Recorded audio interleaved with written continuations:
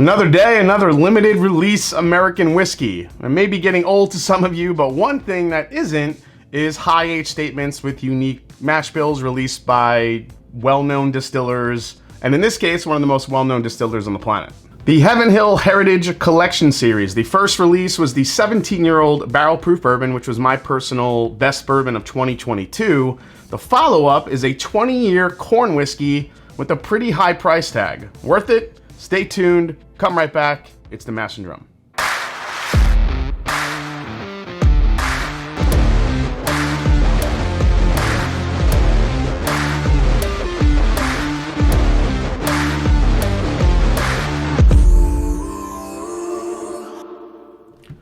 What's up, folks? I'm Jason C. from the Mash and Drum, and welcome back to the show. Like, subscribe, help grow the channel for 2023. Really appreciate everyone's support, WhiskeyTube family. Now, the biggest question I get for this specific bottle is how different is the Heaven Hill Corn Whiskey mash bill of 80% corn, 8% rye, and 12% malted barley compared to the classic Heaven Hill Bourbon mash bill of 78% corn, 10% rye, and 12% malted barley. Well, that small 2% difference in corn and rye really isn't the major difference. The truth lies in the maturation. So when you talk about the legal definition of corn whiskey, it specifies that it is to be aged not in newly charred American oak barrels like bourbon, but in reused barrels instead. That's the reason why it has to be corn whiskey instead of bourbon. So essentially this is that. High-aged mellow corn. This bottle and bond whiskey is kind of a cult favorite for many whiskey geeks. Not only is it kind of a cool value because this thing is only like 12, 13 bucks a bottle, but it also sports this, kind of like retro 1970s, mellow yellow type of labeling, which when you compare it to this, it's a pretty stark difference. So when whiskey geeks were presented with the idea of a 20-year-old mellow corn product from Heaven Hill, you can imagine the frenzy the day this was announced. So before we get into the details of the bottle and taste it, let's hear from today's video sponsor. It is the Game Changer. Welcome back. It is ZBiotics. All right, guys, it's back. It is ZBiotics, today's sponsor. All the great feedback I've gotten from viewers, it's become really the first drink of the night for a better tomorrow. So if you haven't heard of ZBiotics yet, why does it work so well? ZBiotics was developed by some very smart scientists who found out that the real problem is not dehydration. It's actually a byproduct of alcohol, which is most responsible for those rough mornings after drinking. ZBiotics produces an enzyme like the one your liver uses to break down this byproduct. So anytime you think you're gonna have more than a couple drinks, if you're gonna do a bourbon tasting, if you're gonna take a trip down to Kentucky, visiting a bunch of different distilleries, you take ZBiotics and the next day you can wake up, get to work, get back to the gym, whatever it is you do to bounce back faster that very next day. All you have to do is drink one of these about an hour before you start drinking, and that's it. Obviously, still drink water, stay hydrated as always, get a really good night's sleep, but this little game changer will make it a lot easier for you to get out of bed or get off the couch the next day. Best part is there's no random plant extracts, no off-the-shelf ingredients, no sugar added, 100% money back guaranteed if it doesn't work for you, so you might as well give it a try. Here's how. Get 15% off your first order of ZBiotics pre-alcohol probiotic by clicking the link in the description and using my code MASHANDDRUM at checkout. Again, click the link below in the description and use Mash and Drum at checkout to get 15% off your very first order. This is the 6-pack that I always get, but you also have a 12-pack in case you want to share some with your friends as well. So go grab some now, and thanks to ZBiotics and all of you watching for making the sponsors happen. Cheers. So the second release in the Heaven Hill Heritage Collection is a 20-year-old corn whiskey with a mash bill of 80% corn, 8% rye, 12% malted barley. It was aged in the 3rd floor of the Bernheim Rickhouse site. It's bottled at 115 proof with limited availability with an MSRP of $290. So I want to thank one of my viewers for sending this along. This is not my bottle. I really do appreciate the assist. I've been getting a lot of requests for me to review this one. So without further ado, here we go. So the immediate thing that I'm surprised with on this is I think people hear 20-year-old corn whiskey, mellow corn, 20 years in a cask. You think that this is gonna be super sweet. And while there is some sweetness there, you'll be surprised at how much oak and spice is on the nose, just coming off the nose. There is a lot of oak and spice on this immediately. It literally smells like ginger ale. on the nose. At least I think it does. It reminds me of, you know, good Canada Dry, Schweppes, whatever ginger ale you like to sip. Once you kind of get into it, there's a little bit of like a funky like oak note to it, which is kind of cool. It really just shows you the age of the whiskey in here.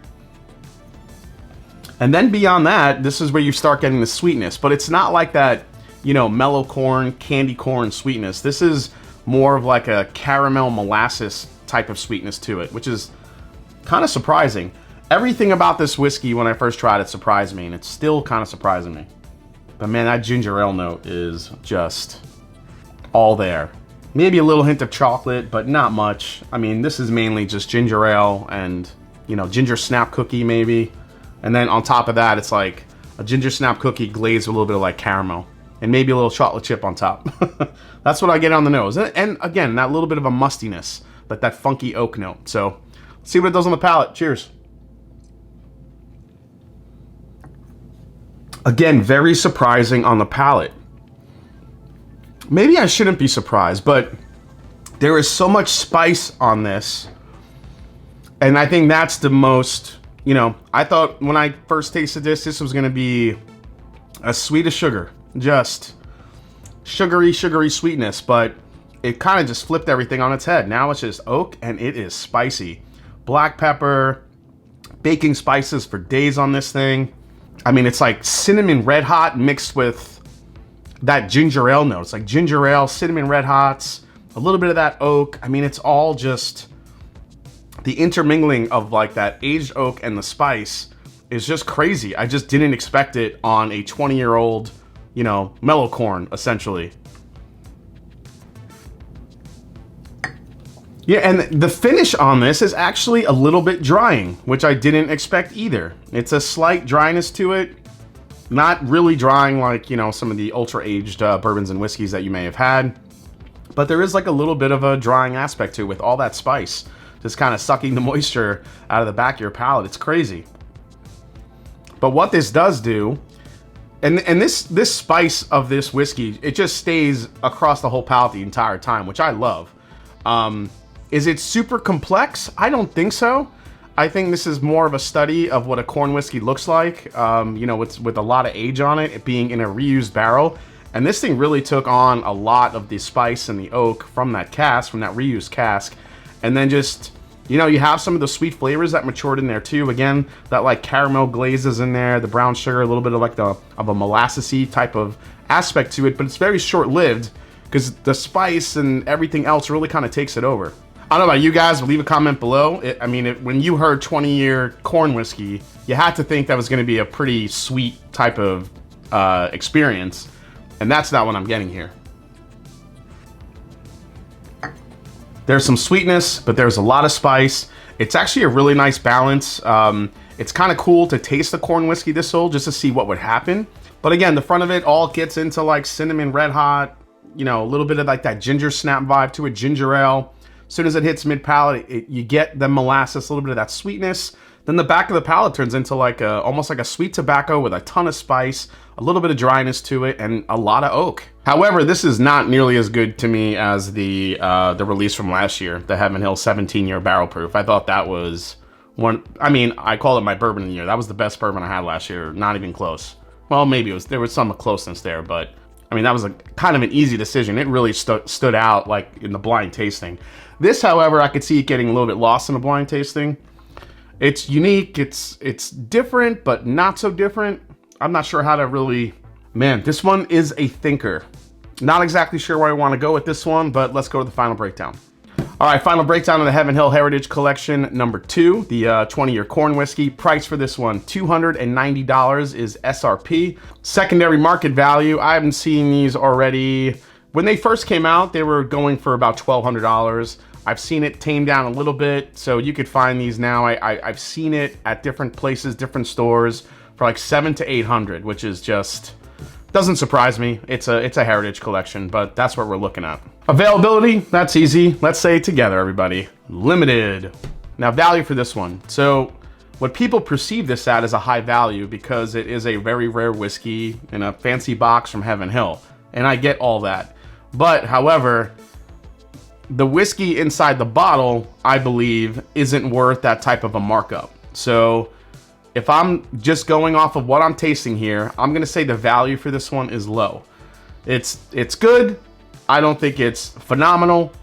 It's a very solid whiskey, but as far as the value goes, even at $290, almost $300, I don't really think it's that. So I'm gonna say, I'm not gonna say it's low, but I'll say it's below average, because there is an element of rarity to this, because you're just not gonna find many 20-year-old corn whiskeys out there. The most I'd pay for this one, retail. Last year's, I would pay more to get that bottle again. But this one, if you find it for $290, let's just say $300, then, and you want it, don't pay any higher than $300 for this. Alternatives for this one. This one's a little bit tricky because I don't think I've ever seen a 20-year-old corn whiskey, launched out in the market anywhere else. There are light whiskeys that have high ages to them, which have a high corn content, but usually the proofs are way higher than this one for those. You do have some craft whiskeys that are sourcing corn whiskey from MGP and releasing those like 7, 8, 9, 10-year age statements as well. So if you want to try a higher age corn whiskey rather than mellow corn, you could be on the lookout for those. And lastly, is it a recommend? Is it a skip? Is it a try before you buy? Is it a buy, or is it a buy and back it up? This isn't a home run for me. It's good. I think it's just surprising to me to get the flavors I was getting. Like I said, there's an element of uniqueness to this bottle, because it's very hard to find a corn whiskey of that age. And it's really cool that Heaven Hill bottled this. But when you taste it, it's very good. It's very solid, but I don't think, even at $300, this is a stretch for me. It wasn't the banger that last year's was. So I will put this in a try before you buy. I think some folks will really love this. I think some folks won't be impressed with this at all. So it's kind of right in that middle area. And for $300, I'm gonna stick with try before you buy. All right, guys, hope you enjoyed this review for the new Heaven Hill Heritage Collection Numero 2. Hope you enjoyed it. If you did, hit that subscribe button below. Please hit the like button. If you haven't yet, find me on Instagram, find me on Twitter. Let me know down in the comments if you've tried this, where your feeling is on this. Was it unique enough that you really wanted to grab a bottle of this? Or were you just kind of in the middle like I am for this one? So with all that said, like I always say, it's not about the whiskey, it's the people you share it with. See you next time right here on The Mash and Drum. Love you guys. Take care.